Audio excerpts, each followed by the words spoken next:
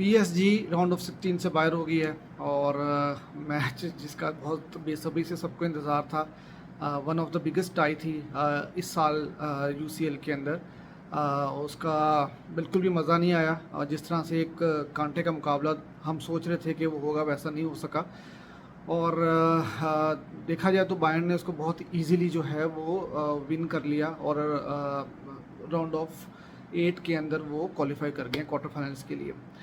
अगर मैच का एनालिसिस किया जाए तो मेरे ख्याल से जो हम सोच रहे थे कि एम्बापे और मेसी इनका जो कॉम्बिनेशन होगा वो पीएसजी को शायद गेम में वापस ले आए, लेकिन पीएसजी कहीं दिखी नहीं। जिस तरह से आखिरी 30 मिनट फर्स्ट लेग के हमने देखे थे और उसमें लगा था कि शायद पीएसजी कम बैक करेगी अगर अर्ली गोल कर लिया उन्होंने। और फर्स्ट हाफ तक गेम ऑलमोस्ट इवन था। बायर्न भी कोई इतनी अच्छा नहीं खेल रही थी और एक चांस जब आपने देखा कि पीएसजी ने मिस किया, काफ़ी बड़ा चांस था वो, विटीनिया ने जो चांस मिस किया। आई मीन अगर वो थोड़ी सी स्ट्रॉन्ग शॉट लगा देता तो शायद वो नहीं रुकती थी, वो शॉट नहीं रुक सकती थी। लेकिन डी लिजेट ने एक ज़बरदस्त किस्म की जो है वो गोल लाइन जो है वो क्लियरेंस की थी।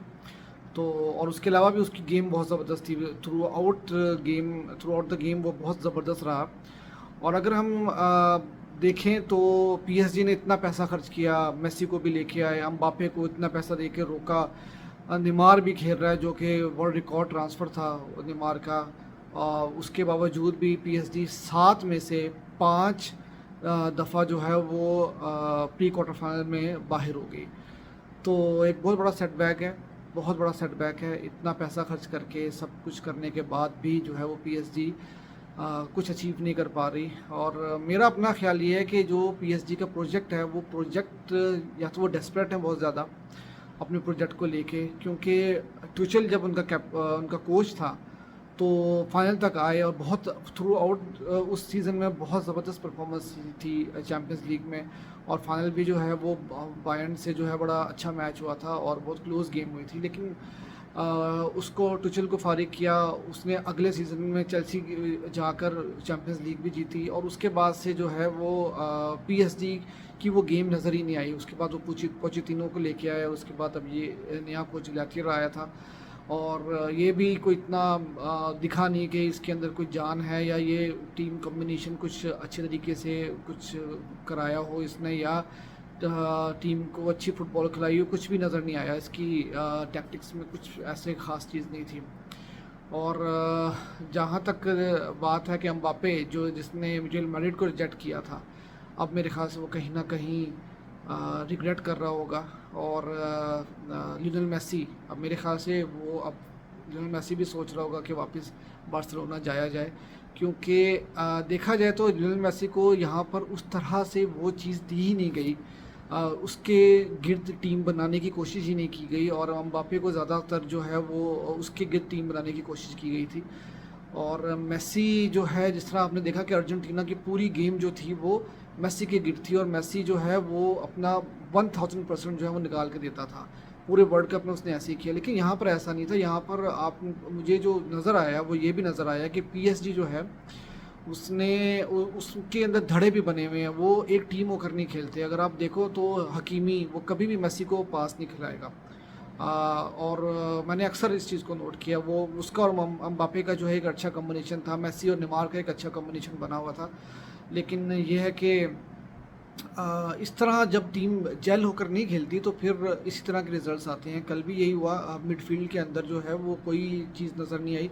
मेसी को जो है वो बॉल नहीं आया और ना ही एम्बापे को बॉल आया, क्योंकि मेन चीज़ ये थी कि एम्बापे को 1-on-1 सिचुएशन में जो है वो लाया जा सके, लेकिन ऐसा हुआ ही नहीं क्योंकि क्रिएटिविटी नहीं थी मिडफील्ड के अंदर और बहुत ज़बरदस्त ब्लॉकेज था बायर्न का। और बायर्न का जो उनका कोच है उसको जो है वो आई मीन जिस तरह उसके ऊपर क्रिटिसिज्म किया जा रहा था, वो उतना ही एफिशिएंट उसकी जो है वो टैक्टिक्स थी। कल ज़बरदस्त किस्म की उसकी जो है जो उसने सब्स्टिट्यूट्स किए थे वो भी बहुत ज़बरदस्त रहीं। तो बाकी किमिच जो उनका मेन बंदा था, पूरी गेम उस बंदे ने चलाई है वहाँ पर। जब उसको गेम तेज़ करनी थी तो वो तेज़ करता था, स्लो करनी थी तो स्लो करता था, डायरेक्ट पासेस खिला रहा था वो। गोरेट्ज़ा ने बिल्कुल भी मेसी को हिलने भी नहीं दिया।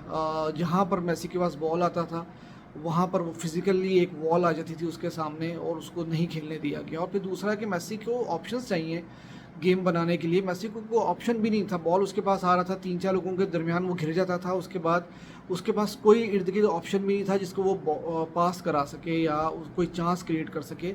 तो अगर मेसी ने कोई थ्रेट नहीं दिया तो कोई चांस भी क्रिएट नहीं किया। यही एक क्वालिटी थी कल जो बायर्न की टैक्टिक्स थी उसमें।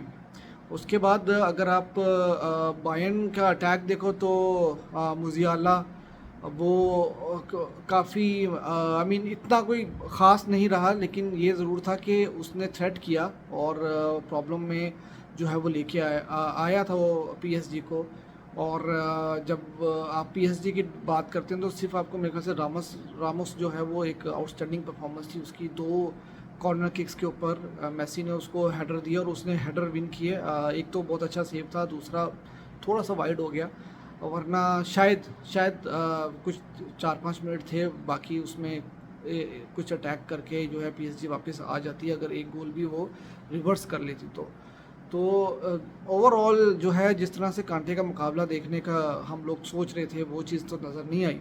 और जो बायर्न है उसने मेरे ख्याल से बहुत आसानी के साथ जो है वो मैच को जो है वो अपनी मर्ज़ी से खिलाया पीएसजी को, अपनी मर्ज़ी से पेस कंट्रोल की गेम की और अपनी मर्ज़ी से जो है वो उन्होंने जो है वो पूरी गेम की है और करवाई है। तो मुझे नहीं लगा था कि कहीं पर भी आकर उनको कहीं किसी मैच में वो उनको पूरे मैच में उनको कहीं पे भी थ्रेट ज़्यादा नहीं हुआ। एक कीपर की मिस्टेक थी जिसमें वो चांस जो है वो मिस नहीं होना चाहिए था। एक दफ़ा मेसी के पास बॉल आया था और उस मेसी के ऊपर 2-3 बंदे यहाँ वहाँ से आए और ज़बरदस्त उन्होंने टैकल किया और मेसी को शूट नहीं करने दिया। इसी तरह से आखिर में एक आधा अच्छा चांस हकीमी का वन टच पासिंग से बना था, लेकिन उसमें भी कोई ऐसी उसके अलावा कोई ख़ास मतलब पीएसजी नहीं कुछ कर सकी। तो अब ये है कि पीएसजी तो होगी है राउंड ऑफ 16 में बाहर और उनको 1 साल और वेट करना पड़ेगा। लेकिन मुझे लगता है कि इस 1 साल में बहुत सारी चेंजेस जो है वो पीएसजी में होंगी। पॉसिबल है कि एम्बापे शायद वो अब रियल मैड्रिड या किसी और क्लब में जाने का सोचे। मेसी मुझे नहीं लगता। जो कुछ रूमर्स भी आ रहे हैं वो मेसी के बारे में वो यही आ रहे हैं कि शायद मेसी जो है वो पीएसजी में नहीं रुकेगा और मोस्ट प्रोबेबली हो सकता है बार्सिलोना में वापस चला जाए या किसी और ऑप्शन को वो देखेगा। और मुझे लगता है कि अगर वो बार्सिलोना में आ जाता तो दोनों के लिए बहुत अच्छा है। एक तो मेसी का होम है, उसने कैरियर वहीं से शुरू किया, मेसी को बनाने वाली ही बार्सिलोना है और बार्सिलोना में वो कहीं ना कहीं एडजस्ट करेगा। और बार्सिलोना की गेम भी अभी भी मेसी के अंदर 2-3 साल की फ़ुटबॉल बाकी है। जिस तरह से उसकी गेम अवेयरनेस है, उसको पता है अगर वो बार्सिलोना में वापस आता भी है तो आई थिंक जो चावी है वो उसकी टीम बिल्ड करेगा और बार्सिलोना को भी फ़ायदा होगा। एटलीस्ट कम से कम ये है कि बार्सिलोना यूरोपा लीग से थोड़ा सा आगे की सोचेगी और ग्रुप स्टेज से बाहर आकर